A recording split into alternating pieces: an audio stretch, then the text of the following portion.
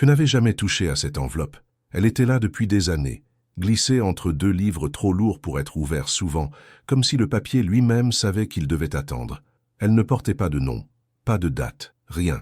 Juste cette couleur un peu jaunie et un pli maladroit sur un coin comme une respiration retenue trop longtemps. Le jour de sa mort, personne ne m'en avait parlé. On m'avait parlé de formalités, de clés, de papiers à signer, de silence à respecter, mais pas de cette enveloppe. Et pourtant, c'est elle qui m'a trouvé, pas l'inverse. Je l'ai vue en rangeant sans vraiment regarder, attirée par quelque chose d'infime. Son poids, trop lourd pour être vide, trop léger pour contenir ce que j'imaginais. Je me souviens du bruit qu'elle a fait quand je l'ai sortie. Un frottement sec, le genre de son qui dérange le silence au lieu de le remplir. La pièce était immobile, les rideaux à peine soulevés par l'air, et cette enveloppe, dans ma main, semblait déjà savoir que je n'étais pas prête. Je me suis demandé si elle m'était destinée, ou si elle avait simplement survécu à quelqu'un d'autre. Ce qui m'a troublé, ce n'était pas son existence. C'était l'endroit où elle se trouvait. Il n'aurait jamais rangé quelque chose d'important là. Jamais. Il avait ses habitudes, trop précises, trop rigides. Chaque objet avait une place définie, presque sacrée. Cette enveloppe, elle, était hors du plan, hors du cadre, comme une erreur qu'on espère ne jamais devoir corriger. Je ne l'ai pas ouverte tout de suite. Je l'ai reposée, puis reprise, puis reposée encore. À travers le papier, je sentais des formes, pas une seule feuille, plusieurs, peut-être pliées, peut-être superposées. J'ai pensé à des documents, puis à des photos, puis à autre chose sans parvenir à lui donner un nom. Mon esprit cherchait une explication simple, rationnelle, quelque chose de banal.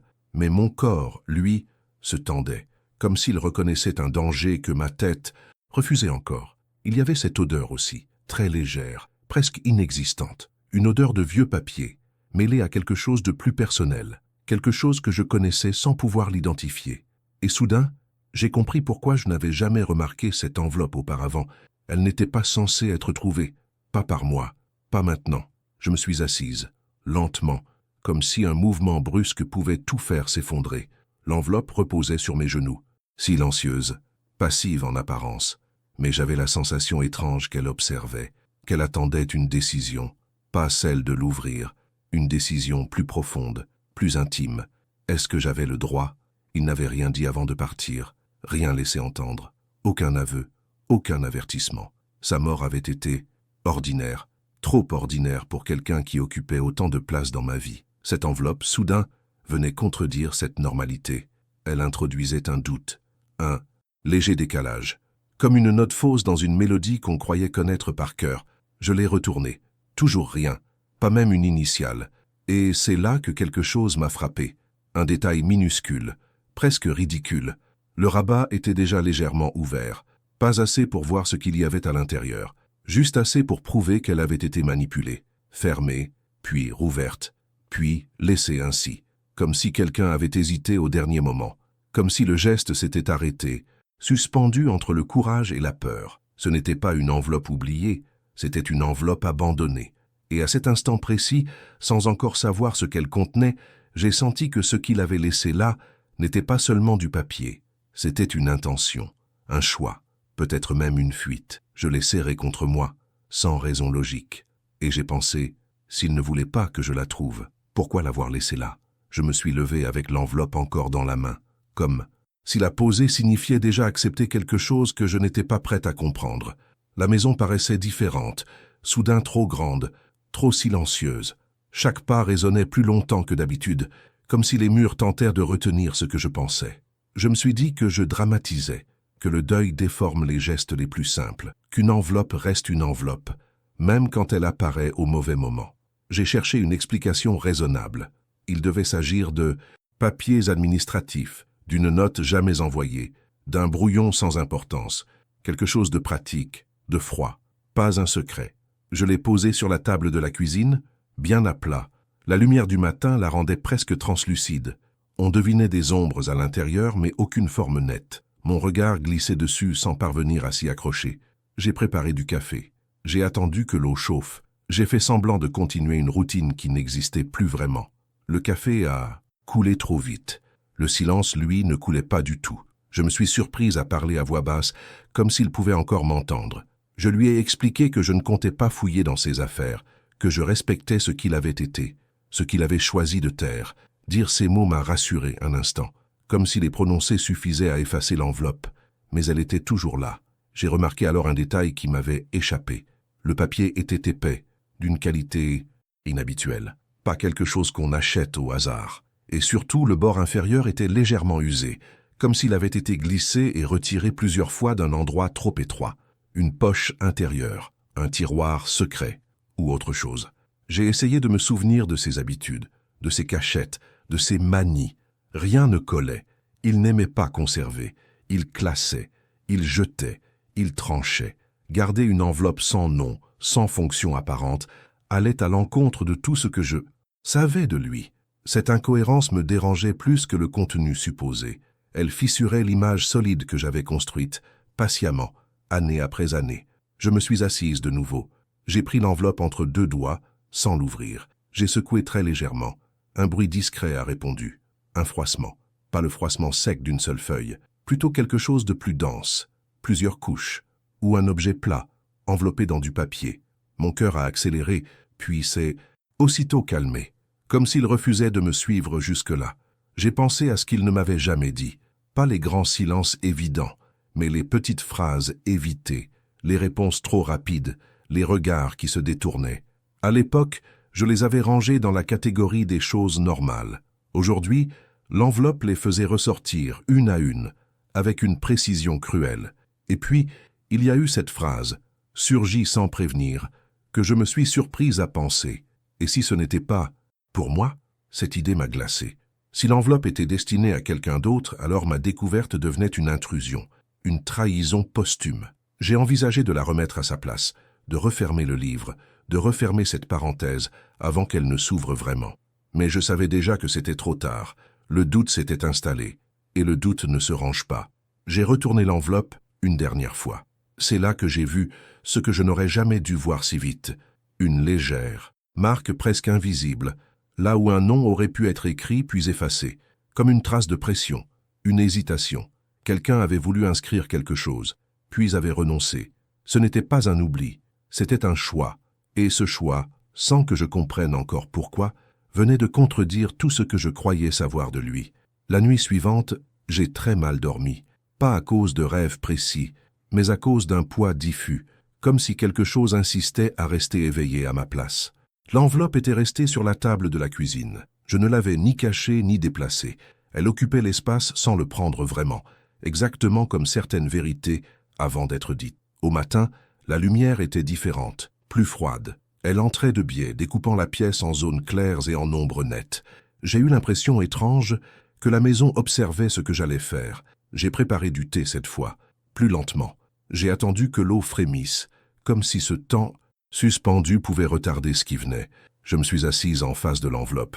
Je ne la regardais pas directement. Mes yeux se posaient sur le bois de la table, sur une rayure ancienne que je n'avais jamais remarquée, sur la tasse encore vide. Tout, sauf elle. Puis, sans que je sache exactement pourquoi, une image s'est imposée à moi. Un souvenir que je croyais sans importance. C'était bien avant sa maladie. Une fin d'après-midi ordinaire. Il était rentré plus tôt que prévu. Je me souvenais de son manteau posé sur la chaise, de ce geste précis avec lequel il vidait toujours ses poches. À l'époque, je n'avais rien trouvé d'étrange. Aujourd'hui, ce souvenir revenait avec un détail nouveau. Dans ma mémoire, son geste s'arrêtait un instant, juste une fraction de seconde, comme s'il hésitait. Je n'avais jamais questionné cette hésitation. Maintenant, elle me brûlait. J'ai pris l'enveloppe. Cette fois, je ne l'ai pas secouée. Je l'ai simplement tenue contre moi, assez longtemps pour sentir la texture du papier, légèrement granuleuse, presque rugueuse. Elle avait vieilli. Elle n'était pas récente. Elle avait attendu, longtemps. J'ai pensé à ce qu'il savait de moi, à ce que je croyais qu'il savait. Et pour la première fois, j'ai envisagé l'idée qu'il me connaissait autrement. Pas mieux, pas moins bien, autrement. Comme si une partie de moi lui avait échappé, ou m'avait échappé à moi aussi. J'ai glissé un doigt sous le rabat, puis je me suis arrêté. Pas par peur du contenu, par peur de ce que cette ouverture ferait à mes souvenirs. Une fois ouverte, l'enveloppe ne serait plus un objet, elle deviendrait un acte, et je ne pourrais plus faire semblant de ne rien savoir. Je l'ai finalement ouverte. À l'intérieur, il n'y avait pas ce que j'attendais. Pas une lettre soigneusement écrite, pas une confession directe. Il y avait plusieurs feuilles pliées, et autre chose. Quelque chose de plus petit, de plus rigide. Je n'ai pas tout regardé tout de suite. Mes yeux se sont arrêtés sur ce détail-là en premier. Une photographie. Je l'ai reconnue immédiatement, sans pourtant comprendre ce qu'elle faisait là. Une photo ancienne, légèrement jaunie, prise bien avant notre rencontre. On y voyait une façade banale, presque quelconque. Mais dans un coin à peine visible, il y avait un reflet dans une vitre. Un reflet qui, soudain, me semblait familier. J'ai senti mon souffle se couper. Ce reflet, ce n'était pas lui, c'était moi. Ou plutôt, quelqu'un qui me ressemblait trop. Pour que ce soit une coïncidence. Même posture, même manière de pencher la tête. La photo datait d'une époque où je n'aurais pas dû être là, où je n'étais censé n'avoir aucun lien avec sa vie. J'ai reposé la photo sur la table. Mes mains tremblaient à peine. Mais mon corps, lui, avait déjà compris. Le passé que je croyais immobile venait de bouger. Lentement, mais irréversiblement. Je n'ai pas lu les feuilles. Pas encore. La photo suffisait. Elle ouvrait une fissure que je ne pouvais plus ignorer. Une question s'imposait, claire, brutale, impossible à formuler à voix haute. Depuis quand me regardait-il vraiment? Et surtout, depuis quand savais-je, sans le savoir? Je suis resté longtemps immobile, la photographie posée entre mes mains comme une preuve trop fragile pour être vraie. La maison était silencieuse, mais ce n'était plus un silence paisible. Il vibrait, chargé d'une attente presque douloureuse. Chaque bruit extérieur, une voiture au loin, un pas dans l'escalier, le souffle du vent contre la fenêtre, semblait me rappeler que le temps continuait, même si le mien s'était arrêté. J'ai fini par reprendre les feuilles pliées dans l'enveloppe. Le papier était plus fin que je ne l'imaginais, marqué par des plis répétés, comme s'il avait été ouvert puis refermé de nombreuses fois. Il avait hésité, longtemps, peut-être autant que moi à cet instant précis. J'ai pensé à ses mains, à la façon dont il tenait toujours les choses importantes avec une précaution excessive, comme s'il craignait de les abîmer en les regardant trop fort. J'ai lu. Les mots n'étaient pas une confession directe, pas une vérité jetée au visage. Il contournait, il prenait des détours, il parlait du temps, de ce qui l'emporte sans bruit, de certaines rencontres qui ne ressemblent à rien sur le moment, mais qui laissent une trace impossible à effacer.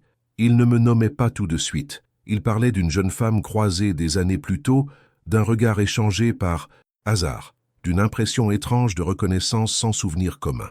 Mon cœur battait plus vite à mesure que je lisais. Chaque phrase semblait écrite pour ne pas trop révéler, pour ménager une sortie, mais il n'y en avait pas. Les lignes se resserraient autour de moi. Il racontait comment ce regard l'avait poursuivi, comment, sans comprendre pourquoi, il avait cherché ce visage ailleurs, dans d'autres lieux, d'autres moments, et comment, bien plus tard, il m'avait reconnu. Je me suis arrêté de lire. Ce mot « reconnu » résonnait trop fort. Il impliquait une antériorité, un lien avant le lien, une vérité qui ne dépendait pas de moi. J'ai pensé à notre histoire, à ce que j'avais cru être une rencontre simple, presque banale, un enchaînement logique, rien de mystérieux, rien d'écrit à l'avance. Et pourtant, à travers ces mots, tout semblait déjà en place avant moi. J'ai repris la lecture malgré moi. Il expliquait qu'il n'avait jamais su s'il devait me parler de cette première rencontre, que le silence lui avait semblé au début une protection, pour moi, pour lui. Puis, avec le temps, ce silence était devenu autre chose, une dette, une vérité différée qui pesait plus lourd chaque année. Il disait avoir eu peur de briser ce que nous avions construit, peur que je doute de tout, peur que je le regarde autrement. J'ai senti la colère monter, lente, sourde, pas une explosion, une chaleur dans la poitrine. Comment avait-il pu décider seul? Comment avait-il pu choisir ce que je devais savoir ou non? Et en même temps, une autre émotion s'imposait, plus difficile à admettre, une forme de tendresse. Il avait eu peur, pas de moi, de me perdre. Je me suis levé et j'ai fait quelques pas dans la pièce. Mes jambes semblaient fonctionner sans me consulter. J'ai regardé la photo encore une fois. Ce reflet, ce moi d'avant moi, était-ce vraiment moi ou simplement le signe que nos vies s'étaient frôlées bien avant que je n'en aie conscience? La frontière devenait floue, dangereusement floue. Je me suis demandé ce que je ferais de cette vérité. Si je la laissais telle qu'elle, enfermée dans cette enveloppe, je pouvais encore préserver l'image que j'avais de lui. Un homme imparfait, mais honnête dans l'essentiel. Si je poursuivais, si j'acceptais pleinement ce qu'il avait laissé derrière lui, je savais que quelque chose se fissurerait définitivement. Peut-être pas notre histoire, mais mon regard. J'ai compris à cet instant précis qu'il n'y avait plus de retour possible. Le simple fait d'avoir lu ces mots m'avait déplacé. Même si je refermais tout, même si je faisais semblant, la vérité, possible ou non, avait déjà commencé son travail. J'ai replié les feuilles avec soin et je les ai remises dans l'enveloppe, pas pour les cacher, pour marquer une pause, une dernière, car je savais désormais que la prochaine fois que je l'ouvrirais, ce ne serait plus par curiosité, mais par nécessité.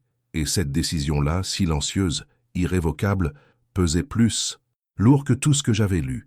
Je n'ai pas rouvert l'enveloppe tout de suite. Les jours suivants, elle est restée là, posée sur la table, visible sans jamais être touchée, comme une présence discrète mais insistante. La lumière du matin glissait dessus, l'ombre du soir la recouvrait, et moi je continuais à vivre autour avec cette sensation étrange que quelque chose avait changé sans bruit. Je faisais les gestes habituels, je parlais, je souriais parfois, mais une partie de moi restait suspendue à ce rectangle de papier, à ce qu'il contenait et à ce qu'il refusait encore de dire. Quand je me suis enfin décidé, il n'y a pas eu de moment solennel, pas de musique intérieure, juste un silence un peu plus dense que les autres. J'ai ouvert l'enveloppe une dernière fois, pas pour chercher des réponses définitives, pour comprendre ce qui resterait après. Les mots n'étaient pas plus précis qu'avant, ils ne nommaient pas tout, ils suggéraient, ils laissaient de l'espace, ils parlaient de ce qu'il n'avait pas su dire à temps, de ce qu'il avait cru protéger en se taisant. Il ne demandait pas pardon, il constatait, comme s'il avait enfin accepté que certaines vérités n'arrivent jamais à temps. J'ai senti quelque chose se détendre en moi, pas une paix, plutôt une fatigue ancienne qui s'allégeait. Je n'étais plus en colère, pas vraiment. J'étais face à ce qu'il avait été, un homme capable d'aimer, mais aussi de se taire par peur, capable de lucidité trop tardive. Et moi, je n'étais plus seulement celle qui découvre, j'étais celle qui choisit ce qu'elle fait de cette découverte. La photographie est restée entre mes doigts plus longtemps que les feuilles. Je l'ai regardée comme on regarde un paysage familier, après une longue absence. Ce visage, ce reflet, cette version de moi qui ignorait tout. J'ai compris que je ne pourrais jamais revenir à cette innocence-là, mais j'ai aussi compris que je n'avais pas à la renier. Elle faisait partie du chemin. Sans elle, rien de ce qui avait suivi n'aurait existé. Je n'ai pas cherché à tout expliquer, ni à moi ni aux autres. Certaines questions sont restées ouvertes. Était-ce vraiment moi sur cette photo ou seulement une possibilité parmi d'autres? Avait-il projeté sur moi une histoire qui n'existait pas encore? Ou avions-nous simplement mis des mots différents sur la même intuition? Ces questions n'avaient plus besoin de réponse immédiate. Elles pouvaient rester là, en arrière-plan, comme un léger bourdonnement. J'ai rangé l'enveloppe dans un tiroir, pas pour l'oublier, mais pour lui donner une place juste, ni trop centrale, ni effacée.